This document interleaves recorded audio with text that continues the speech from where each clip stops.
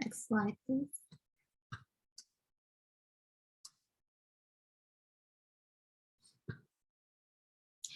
So again, welcome everyone to our webinar today for ACCES-VR Mental Health Webinar Series and Community of Practice. This is session 1, Understanding Our Own Values, Attitudes, and Beliefs About People with Mental Health Conditions and the Impact on Vocational Rehabilitation. Next slide.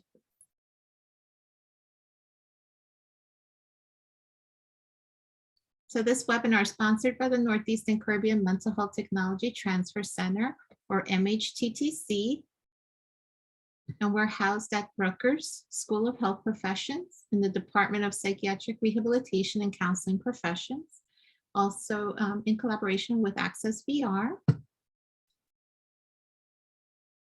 My name is Kati, and I'm the project coordinator of the center, and we'll be facilitating this webinar today. The MHTTC is funded by SAMHSA, the Substance Abuse and Mental Health Services Administration, to enhance the capacity of the behavioral health and other related workforces to deliver evidence-based and empirically supported practices to individuals with mental illnesses. So we ask that you please visit the MHTTC Network website for additional information at mhttcnetwork.org. Next slide, please. And if you're interested in staying up to date with the events and products that the Northeastern Caribbean MHTTC is providing, we ask that you please sign up to receive our email communications. I will share the bit.ly link that you see on the screen in the chat box. If you're interested in staying, following this webinar, you'll be asked to complete a brief survey. We value this feedback and use it to improve our activities and inform our future activities. So the surveys are also important because our continued funding is linked to the completion of these surveys. So we thank you in advance for your feedback. Please note that this webinar and only the didactic portion will be recorded and it will be posted on our website along with any presentation slides and any relevant resources in the next few days. We will not record the breakout sessions.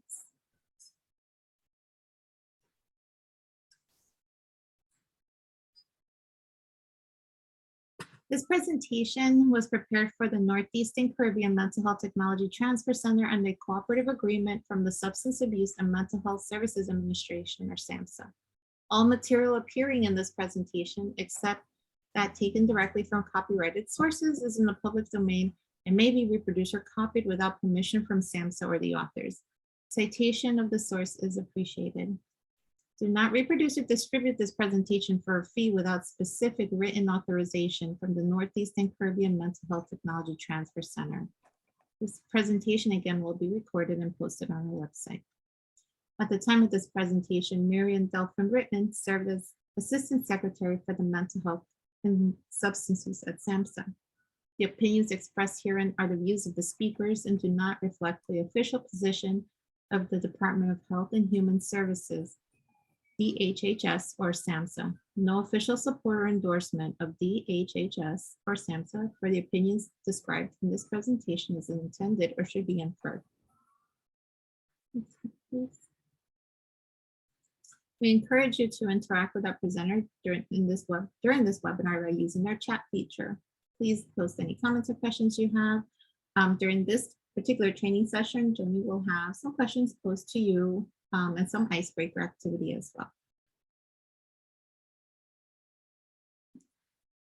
The MHTTC network uses affirming, respectful, and recovery-oriented language in all activities. This includes language that is strength-based and hopeful, language that is inclusive and accepting of diverse cultures, genders, perspectives, and experiences, language that is healing-centered and trauma-responsive, language that invites individuals to participate in their own recovery journeys, language that is person-first and free of labels, language that is non-judgmental and avoids assumptions, respectful, clear, and understandable, and language that is consistent with our actions, policies, and products.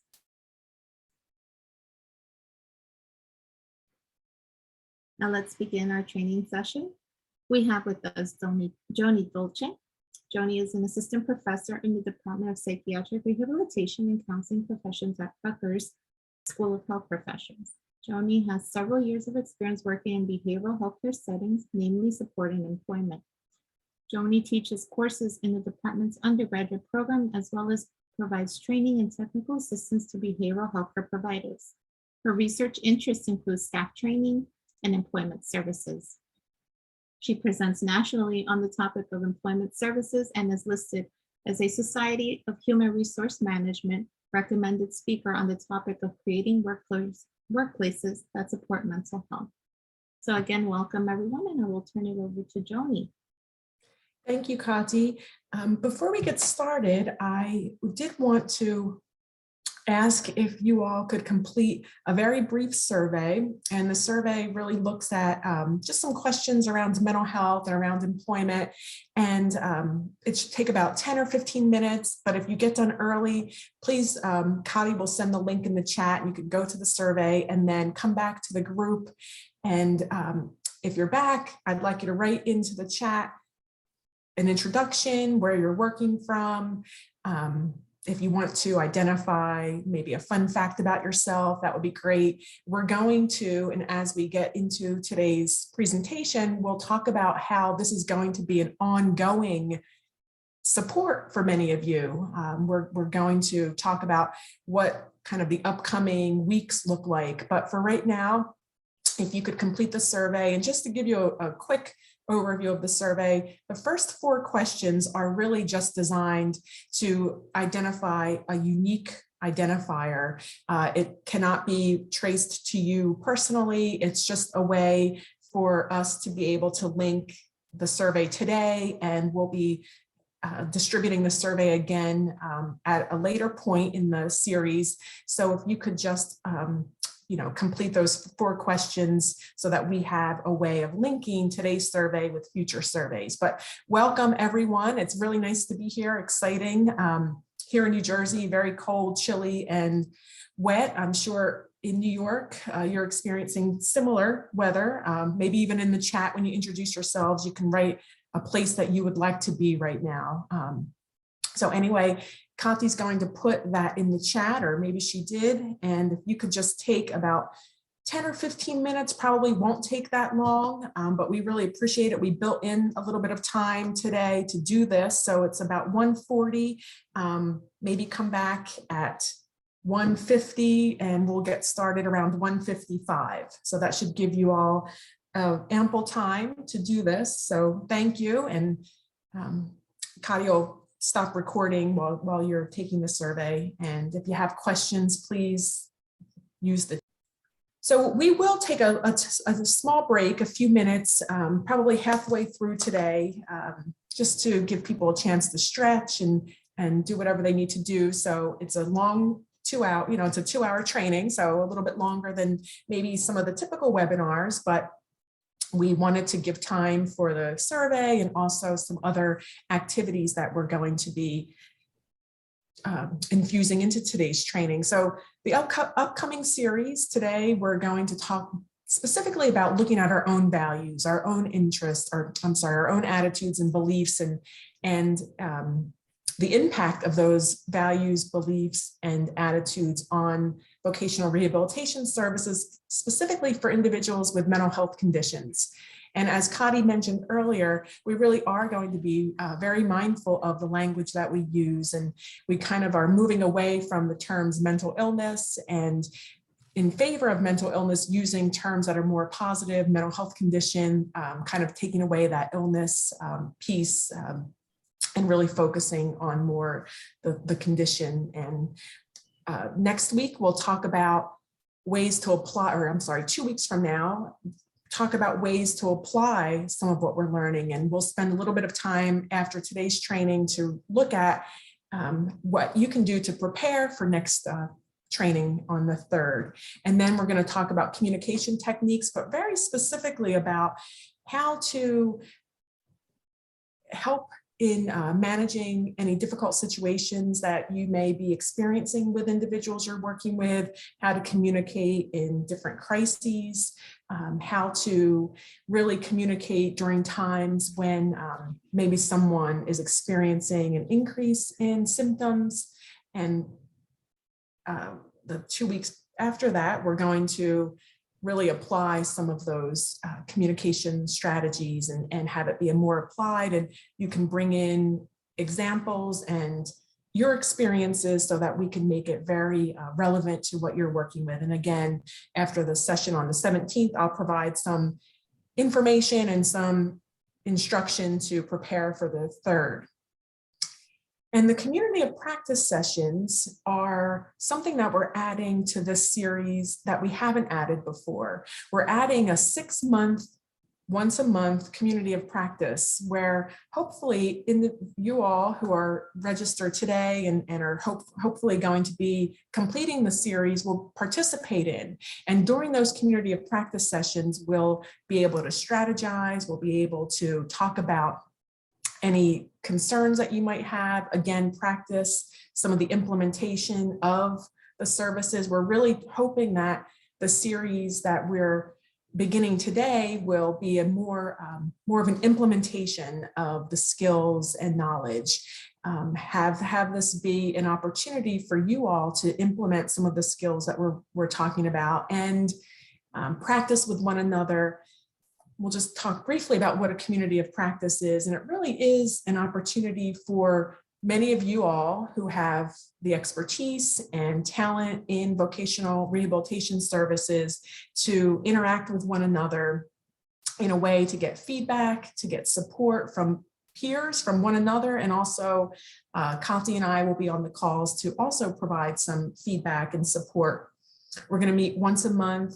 And again, it'll give you an opportunity to talk about what are those challenges you might be experiencing? What are those successes that you'd like others to hear about? And how can this group support one another? A community of practice is really a group of individuals who have shared interests and are working towards common objectives. So in this case, the objectives that you all have in common are really supporting individuals to return to work, and more specifically in this situation, supporting individuals with mental health conditions and how you can use one another in this community to really tap into all of the expertise that you all have. And we'll have plenty of opportunities today to get to know one another, to have some breakout rooms where you'll meet some of the colleagues who are on the call that you may not know.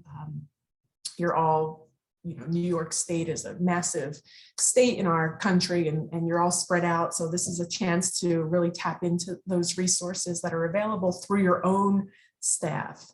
Some of the benefits of a community practice or participating in a community of practice is this talent that you all have. You have access to many people's years of experience, many other staff members, how they have navigated through situations in the past, an opportunity to problem solve, an opportunity to generate ideas among each other, particularly around challenging situations that you might experience. So we're going to get started. I do have one poll. So if you wanted to spend a minute or two, a couple seconds queuing up your poll everywhere. And if you're using it from your computer, you can just type in pollev.com/JoniDolce727. And from a text, your phone, text Joni Dolce 727 to the number 22333. I just have one poll in today's training, so no worries if it's finicky, or sometimes the poll everywhere doesn't always cooperate. So if it doesn't, we can just chat or use the chat, or so just queue it up if you can, and let us know if you have any issues in the chat now. But again, sometimes finicky, no issues if it's acting finicky for you. So today, we're going to assess our own values, attitudes, and beliefs, and how that impacts vocational rehabilitation services.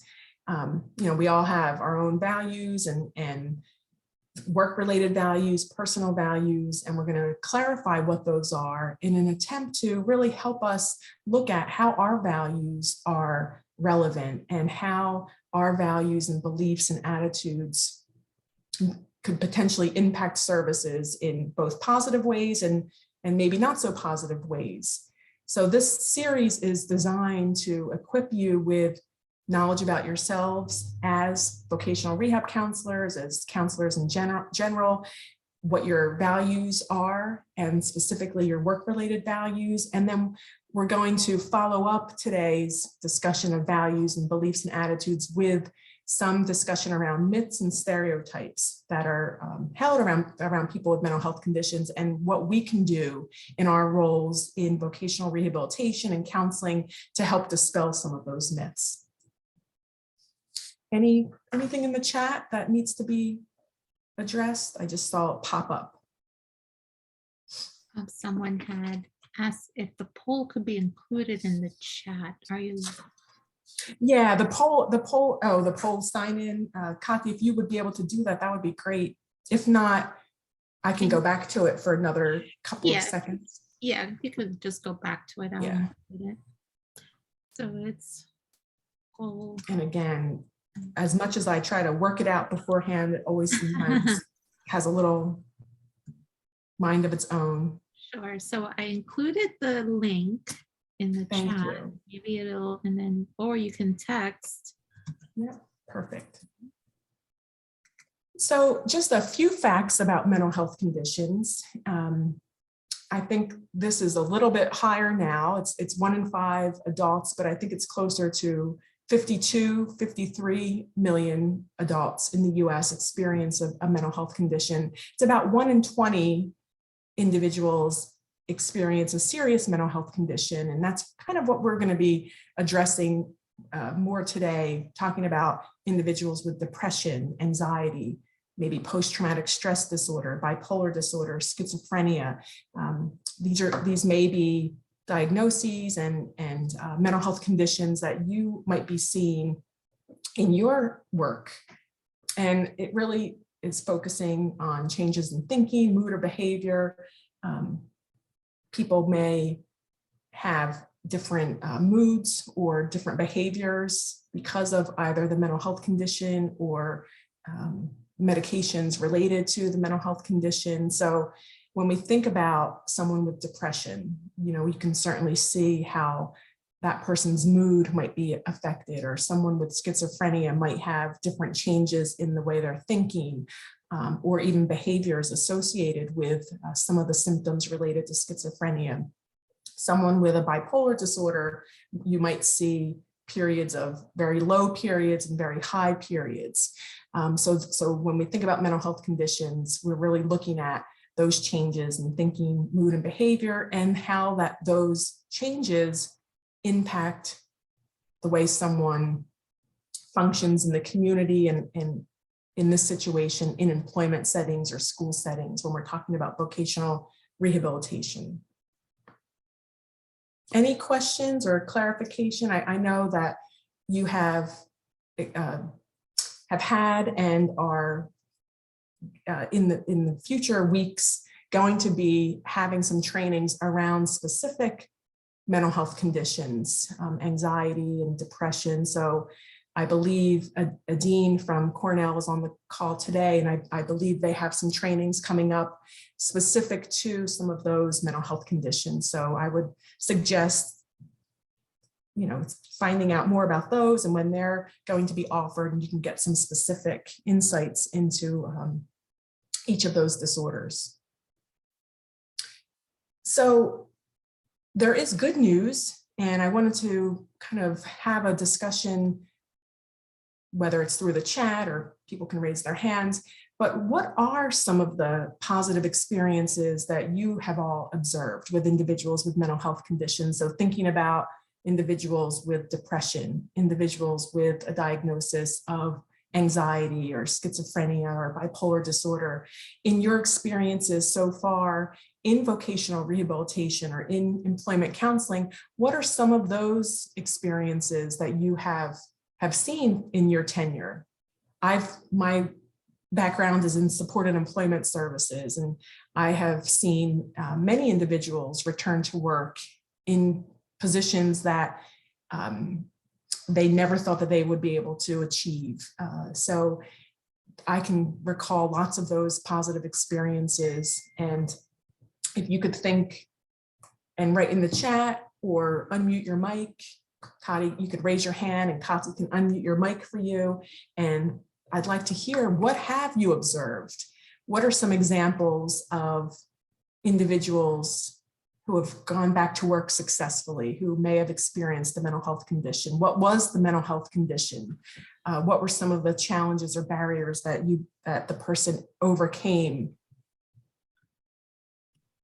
So we have someone in the chat that shared they function well on medications. We find that effective. And yes, Adine said, yes, they do have some trainings coming up. So please take advantage of those. So people can function well on medications. What are some other successes? What are some examples of careers or jobs that you have witnessed and observed people with mental health conditions?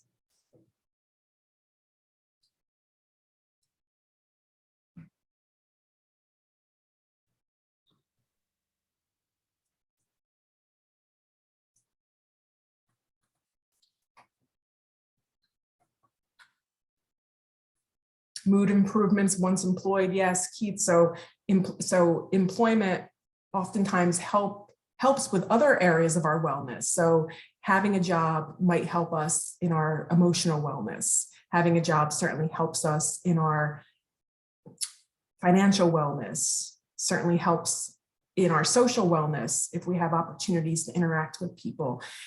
Arlene mentions having someone that she worked with a major mental health condition complete a master's level MSW and go into full-time employment. Absolutely. Meryl, someone on her caseload who was a doctor returning to practice after a period of losing her license due to mental health issues. So yes, as you can see, there are lots of successes, and oftentimes, as you're mentioning, the medication helps.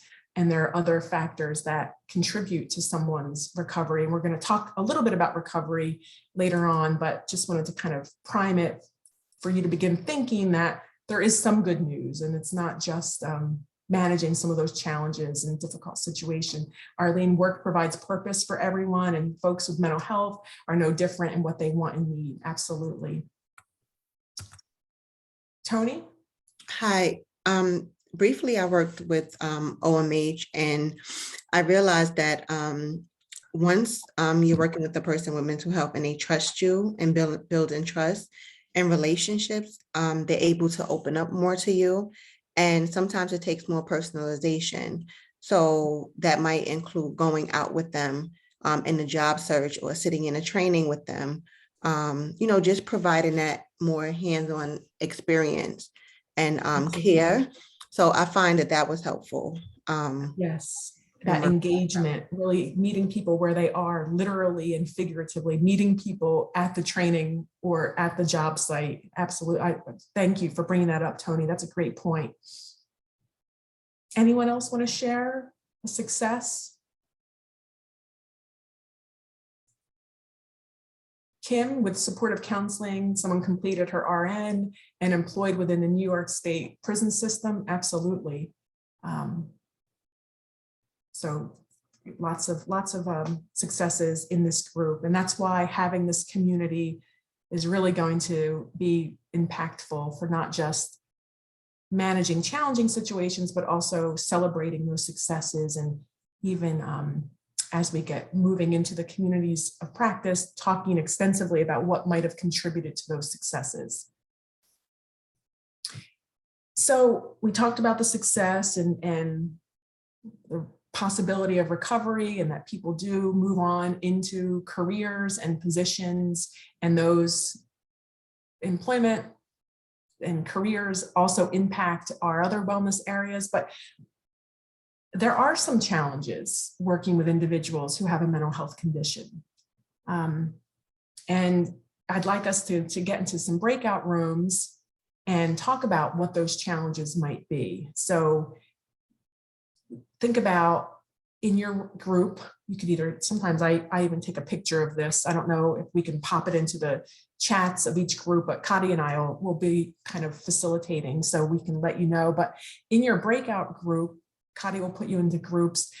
Identify a challenge that you've experienced working with someone, a participant with a mental health condition. Identify what was that challenge and how did it impact your work with the person. And then when we come back together as a group, we'll review those responses. And so please identify one person to share back to the group. But in your breakouts, identify that challenge that you may have experienced working with someone. And those challenges could be related to the mental health condition itself, related to other factors that may be present due to the mental health condition. It may be related to those social determinants, just being unemployed in general and where someone's living. So the challenge might not just be solely a work-related challenge, but what was that challenge or obstacle that you had experienced with someone? So Kati, it looks like we have about, how many individuals? We have 30. I'm gonna allow or provide, we're gonna take a few minutes break. I have to apologize, my son is on remote learning today, so it's it's a little bit more going on here than typically. So anyway, if we could take a couple of minutes, but as we come back, think about the values and beliefs and attitudes that you hold. And we'll talk specifically about the Voc Rehab Values. And Michelle brought up the one key value is informed choice, and there are others. So if we want to take a couple of minutes, it's about 2:49, so maybe around 2:53 we can come back, we're kind of beyond that halfway point, and just to give you a little bit of a break. So thinking about values and thinking specifically in vocational rehabilitation, what are some values that guide your profession, specifically vocational rehabilitation services? What are some of the values, if you're a CRC, that are found in your profession in Voc Rehab settings, in rehabilitation settings in general? What are some of those values that guide more general thinking about Voc Rehab in general? Not just your values, but the profession.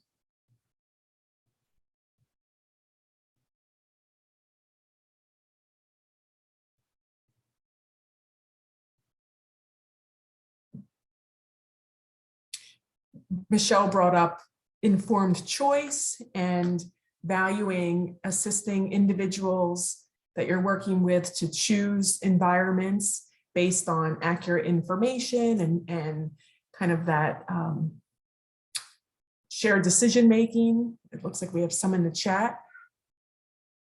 Fairness, Webster identified, absolutely. I'm finding work ethic lately is down tremendously across the board. So this idea of work ethic, Amy's mentioning, Felicia, providing options and discussion of outcomes. So that idea of choice, yes, somebody's mentioning choice, Tony's mentioning code of ethics, understanding boundaries and professional relationships. So in Voc Rehab, that might be something to really make a value that we hold. Voc Rehab counselors have a code of ethics that you work under, yep.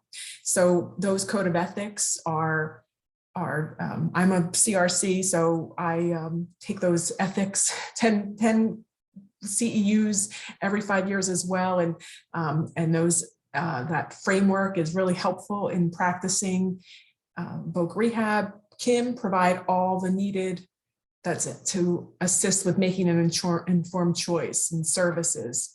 And you're all kind of bringing up other values that are related to rehabilitation, growth. Everyone having the capacity to learn and grow is a psych rehab value that we hold pretty close in the psychiatric rehabilitation field. The idea of recovery is another value, that people do recover, and we'll talk a little bit about that later on. Hope, this idea of hopefulness, feeling hopeful that that someone can succeed, right? So people that we're working with may have had diminished hope for a number of years, may have not felt very hopeful or optimistic about going back to work because of many of the challenges that you all had brought up. So a value of hope and feeling hopeful that someone is able to do that and conveying that message of hope. Self-determination, I think many of you in your groups touched on that as well. People choosing and as providers, providing resources and services and supports to help people make these decisions to return to work or go to school, or as was mentioned, weighing out, you know, the balance of going to school and going to work, taking classes and working at the same time. Respect and understanding, Tony mentions, treating all participants equally and doing your best for each person. Yes, treating people with that respect and dignity and understanding the client from their self perspective, supports with dignity. So yes, making sure, as Felicia brings up, the supports are helping the person, but in a dignified way, helping that person take the chances, become experience some, doing things on their own, not providing too many supports that you're taking that opportunity away. I think that's kind of where you're coming from, Felicia, with that. Kim, conveying empathy and belief in the ability to succeed once a viable goal is decided. Yes, many times people may not have had individuals believing that they could succeed, and sometimes those values that we can convey and making sure that we're promoting in our practice might be the only opportunities that people who are receiving services may hear those. So when we think about what values are, they're really principles or standards. Someone brought up the ethical framework or the ethical principles that Voc Rehab counselors work within. Values help us with decision making. So our values help us make decisions in the moment when maybe we're uncertain what to do, helps guide us in those, guides us in our lives, but also when we think about our work values, guides us into different careers that might be a good fit, but also once we are in those careers, helps guide those decisions within those careers. So when you're bringing up respecting and treating people with dignity, those are all values that then translate into different behaviors and different ways that we interact with individuals. When we think about values, they're usually things that have worth to us, right? So things that are important to us. And if we're thinking about work values, so many of you are in the Voc Rehab field after an extensive education, other experiences through work. So it wasn't just your first job, typically out of college or out of high school. You I'm assuming had some advanced education to get here. So there was something about this field that you valued. And so if you think about what those values are in your own life, so let's talk a little bit about what those, oops. Oh, I'm sorry, some sort of odd computer issue. If you can think about what those values are in our own lives. So, this quote, passion led us here. Yes, passion may have been one of the key values to get us to where we're at.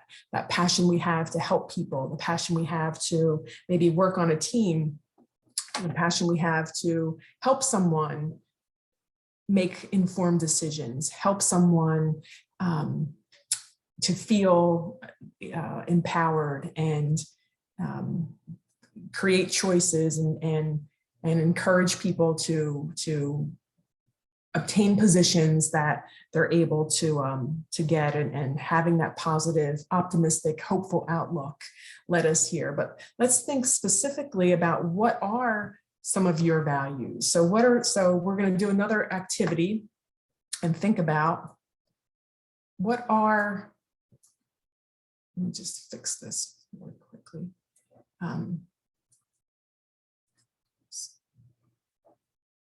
Sorry. What are some values? I don't know if you all remember in your earlier education, the Corys, the communication, the leaders in communication and group facilitation, but they do some work around values, and we teach a communication techniques course and entry level. And some of these initial questions are sort of posed to students, and they're helpful even posing them to all of us here who have been in careers for a while. But what are some of my values? And they say manners. And at first, and I was talking to a colleague, and she said, leave that in there because that might be something to have people think about. But what are some of my values? And these are just some categories that they identify. So just to help us thinking about where they come from and what are some of the values. But you know, if you think about are manners important to you, is having pride, are things that, you know, are there things in your life that you need to be proud of? Do you value pride, or do you value humility? You know, are clothes important to you at work and play? How about when you think about sports and any sports that you've done in the past or watched, you know, is that what behaviors are important, or family life? And then kind of thinking about others, what are some of those other values that are important to you? And you can throw those in the chat, or we can have a discussion, but what are values that help kind of guide your practice or help guide the way that you interact with individuals that you're working with? Or even kind of what led you to the rehabilitation field or the field of vocational rehab? You can write that in the chat or raise your hand. It looks like we have something in the chat. Kindness, Paula mentioned. So this idea of being kind and kindness. Yes, so that behavior. Trust, honesty, value lifelong learning, Meryl mentions, education, achievement, and ability to improve the life situation, integrity. So these are values that you hold on to and are important to you, and may have helped you identify this as a career. Respect, Felicia mentions. So think about those values. Humility, Tony identifies. Integrity, kindness, compassion. Think about those as we get into our next activity, which is looking at, let's see, we have couple more in the chat here. We all have something to contribute. Absolutely, Teresa. The work ethic. I'm being of service to others, and it's a privilege to help others and to be able to help people with mental illness. Yola mentions. Absolutely. So let's move into thinking about, here's the poll. I mean, it's actually not connecting with my Wi-Fi today. We're having some weather here in New Jersey, so a little bit. Altruism, M mentions manners. Are very important, goes in the long run. Humility is also important. Yes.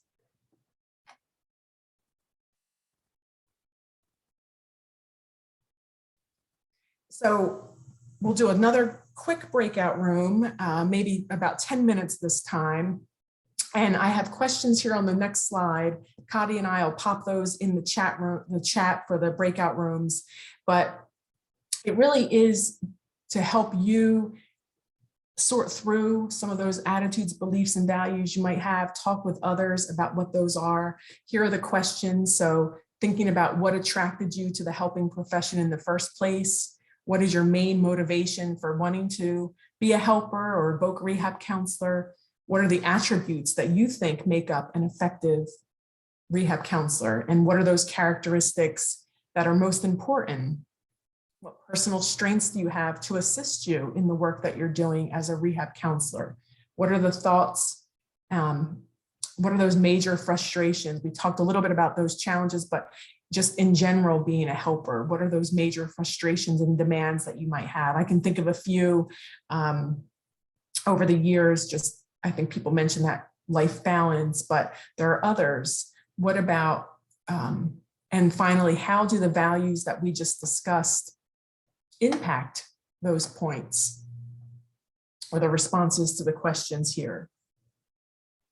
So I think Kati put those in the chat. Thank you. Yeah. And maybe So we can go into our breakouts.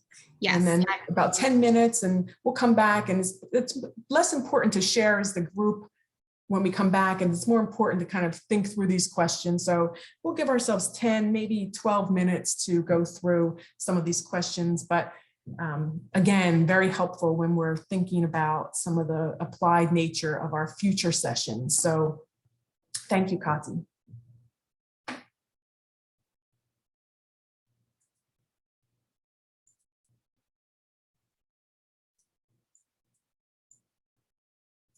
Really mindful as we move forward as to what our why is. Why did we enter into this profession? What are some strengths that you have that help you and guide you? And when we talk about applying the material to some of the scenarios and obstacles that you're encountering, it'll be helpful for you to kind of draw on some of these discussion points that you talked about today. And if there's one or two people who would like to talk about any of their responses and how it went, that would be great. Even not necessarily the responses, but the process and what it was like kind of walking through some of these questions and considering these. Tana, once again, you're right there. I would have to say the reason why was definitely very individualized, which I think is exactly how it's supposed to be. Yes. A few people obviously said it was, because of education. It was because of a family member or a disability of their own. So absolutely personal, I think, and that kind of just speaks as to why we're here and do what we do. Yeah, thank you. Anyone else have maybe a discussion about the process or any other remarks about walking through these questions? Hi, Joni, it's Felicia. Hi, Felicia. Can you hear me? Yeah, perfect. Okay. So our group really, we agreed on the frustrations when we see, maybe others who may be in the field who are not really taking it so seriously, or maybe they're just tired and, not care as much. And we thought that makes it very frustrating as someone who still cares or who still wants to do a good job. And, we're here to help someone else. So it's really an important role that we take on. Yeah, and to work with others who don't seem to be caring as much or don't seem to be as invested can be very frustrating and very challenging. Absolutely. And the system. Some systems yes. that we work within that's, not really matching our reality or supportive. So thank you.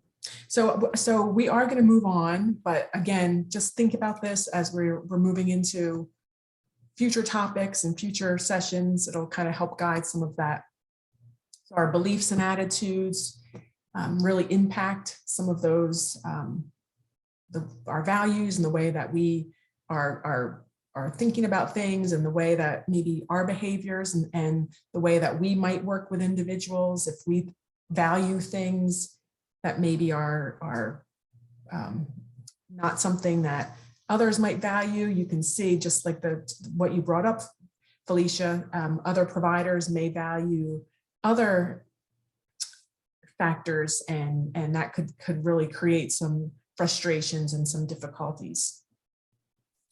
So thinking about this impact, what are some concerns that you can think of related to the practitioner's values or that are associated with the practitioner's values and attitudes and beliefs? So what could be some concerns that could arise from practitioners holding certain values, beliefs, or attitudes? You can use the chat or unmute. Here, it looks like we have a chat. They may conflict with the clients, absolutely. So that's certainly something that we need to be mindful of, that conflict of values between providers and clients that you're working with.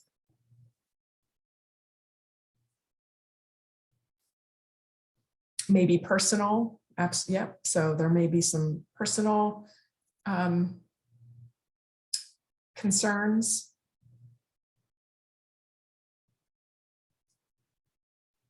And how might we avoid any of the downsides or the negative associations of practitioners' values, attitudes, and beliefs. How might we help trigger from trauma? M mentions yes. Yep, that could be a specific concern. There could be some trauma on the part of the provider and that session or that person that you're working with, or that person's situation may trigger that trauma, as you mentioned. So how could we avoid this interference potentially, or the impact of our beliefs and values and attitudes? Hi, this is Yahaira Simon. I'm only an intern at Queen's ACCES-VR. So I don't know that you can always avoid it. Mm-hmm. I think it's important to be self-aware so that you know how to conduct yourself if it's happening, about to happen, or it has happened. I think self-awareness and being able to confront yourself and have compassion for yourself, right? Yeah. That's one way. And the other thing is have a trusting circle of professionals that you can go to and say, hey, I'm going through this. Hey, I did this, this happened, this is how I did it. And welcome the feedback and understand that sometimes, whether they're your friends or your colleagues, there are things you're going to hear that you're not going to like, but it's okay because you asked the question and the purpose is to do better for the other person. Because at the end of the day, you're okay, right? You are fine. It's the idea is to help the person you're working with. Absolutely. That's a great way to think about it. That feedback as a gift, whether it's good or bad, it's feedback that you can incorporate in the way that you're working with someone or thinking about a situation, and having that trusted group of providers or supervisors, mentors is really critical in our work. Thank you for bringing that up. Looks like many people are mentioning supervisors practicing by the code of conduct, or the ethics, having those discussions with colleagues. Tony mentions being aware, having an awareness that your value, actually having an awareness of what your own values are and what your beliefs are and what your convictions might be and what your what's important to you can certainly help. Having that awareness, putting yourself in their shoes. Yes, that empathy, self-awareness, and identifying your own limitations. Yes, again, having that awareness and also seeking out support, mentors, supervisors. Absolutely. So again, thinking about Suzanne. Yes. I was just going to say, I mean, I think you can still have your own beliefs and values and attitudes, but I think we also need to be able to adapt our own values and beliefs and attitudes to the changing times around us. Mm-hmm. How we act and think as, if I'm talking like more specifically to VR counselors or professionals who've been in their field for a significant amount of time. Mm-hmm. And what you did and how you thought 10 years ago should not be the same as what you're doing and how you're valuing and believing and how your attitude is now. So it's important that we don't lose ourselves, but it's also important that we adapt and change because of what's happening, you know, in our society, if that makes sense. Yes, it does. And that's kind of where, kind of referring back to that, where I put manners, and are they old fashioned or are they, and that is something to think about. We may have what we are perceiving as a way of doing things, and whether that's manners or other ways of doing things that may be not positioned in today's time period. It may be something that might be older, outdated. For example, the way my teenagers interact is very different. You know, they're short and curt emails back, or short and curt texts that maybe 10 years ago that would have been kind of offensive, but now it's part of just how youth communicate and how people communicate, not just youth. But yes, I think that brings up a great point. Felicia, yes? Yeah, and I think change is good. I think adapting is good. I also think that, you know, keeping some of the old values is also good, because, you know, I know our world is changing and progressing, and, you know, we have all this technology, but as we are aware, technology, too much technology at such a rate and a speed that it's going at is not always, you know, beneficial, right? So, not always beneficial, however, may just be unavoidable. Yes, unavoidable. So we got to figure out how to adapt. But, Yes. but like just letting go of all the old ways when they, they might be the one that's grounding us, might not be such a bad thing, right? That's true. So, Yes. so it's like, I hear a lot, we got to change, you can't keep doing things the old way, but sometimes it's that grounding, for me anyway, that grounding of your, your basic values that keeps you grounded, that's going to help you be successful with making the changes. It It sounds like doesn't that keep you rigid. foundation. Yes. Yes, that foundation that you're referring to allows Yeah. you to adapt to other newer Yes, interactions and ways of- successfully. yes. Yeah. Yes, So thank sometimes you. I always feel like, when people say, oh, you have to change, you don't have to be afraid of change. It's okay. If someone wants to stay grounded and keep some of their old values, it doesn't mean they're afraid of change. They just, they can combine that successfully. Thank you. Look, Tana is ahead. Yes, a common myth I had put on the slide. I wanted to have a little bit of a discussion, not an in-depth one, but having us think about what some of the myths are. And Tana mentions one common myth around mental illness is that they're uncommon. And that's, we saw 1 in 5 people, almost 53 million individuals in the US experience a mental health condition. They're not that uncommon. Maybe serious mental illnesses are more uncommon, but especially now with the pandemic, there's been research looking at the year since it started and a year time, and anxiety disorders have increased by almost threefold. So we're certainly seeing more mental health conditions. But think about some myths. We're going to wrap it up and just kind of ending on this idea that recovery is possible. Recovery helps, having this framework of recovery, having this kind of guide our work, the fact that people do recover and move into successful careers, successful lives, helps us to sort of frame that work and helps us to guide the services that we provide. Some of the takeaways, really looking at our values and attitudes and beliefs and how they potentially could impact services. Another takeaway is this idea that we are experiencing challenges potentially with individuals with mental health conditions, and we're going to address how to manage and how to overcome some of those challenges in our future meetings when we, particularly on the 3rd of February, we're going to kind of take this content and really apply it to some of the work that you do. And as such, so preparing for the session on the 3rd, you could think about a participant that you're working with, de-identified what their age, mental health conditions, symptoms, any other information that we might find pertinent.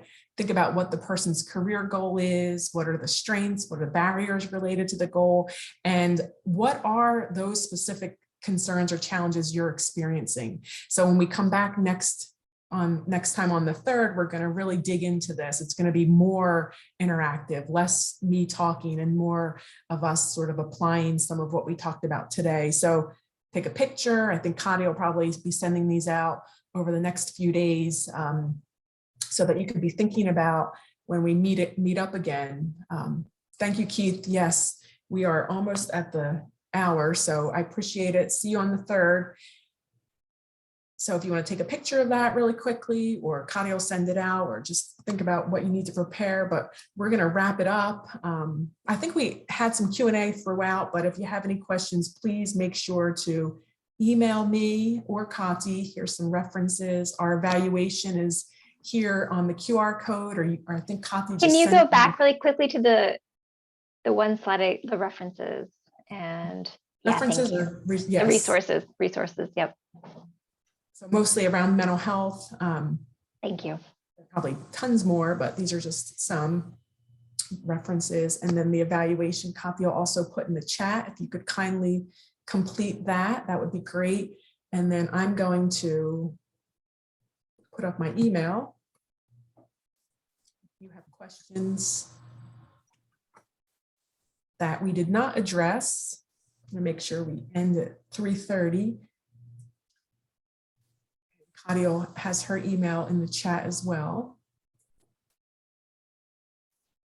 Yes, thank you everyone again for joining us today. As Joni mentioned, I will send everyone a link to the survey, and a certificate of completion will be sent to you automatically from one of our certificate generator servers. That will be done within a week from today, as well as a link to the recording of this webinar, as well as the PowerPoint presentation slides that will be posted on our website. If anyone has any questions, please feel free to reach out to me. I put my email in the chat box for you. This concludes our first training session in this webinar series. Thank you, Joni, and thank you all for attending and your active participation. We hope that you continue to stay safe and well, and we will see you next time. Thank you, everyone. Be well.